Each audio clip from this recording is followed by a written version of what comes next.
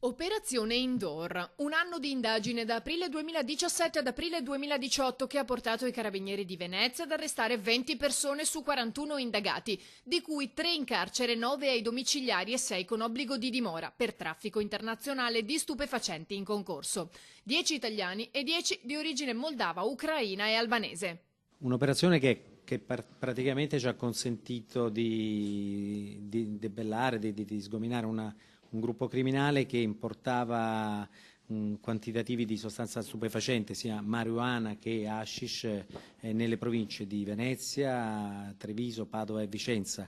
Tutto il Triveneto praticamente veniva rifornito attraverso 2 canali di approvvigionamento che facevano riferimento alla Spagna.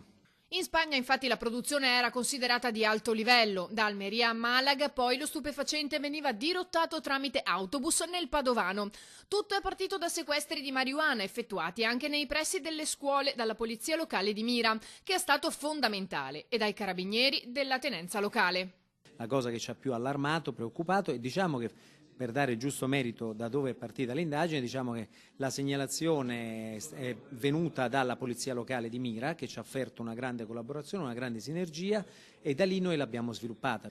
Nel corso degli arresti eseguiti all'alba anche in Austria e Spagna, oltre che nelle province venete interessate, sono stati sequestrati circa 40 kg di stupefacente, a fronte dei 200 intercettati nel corso delle indagini. È stato eseguito anche il sequestro preventivo, misura che si sta rivelando sempre più efficace.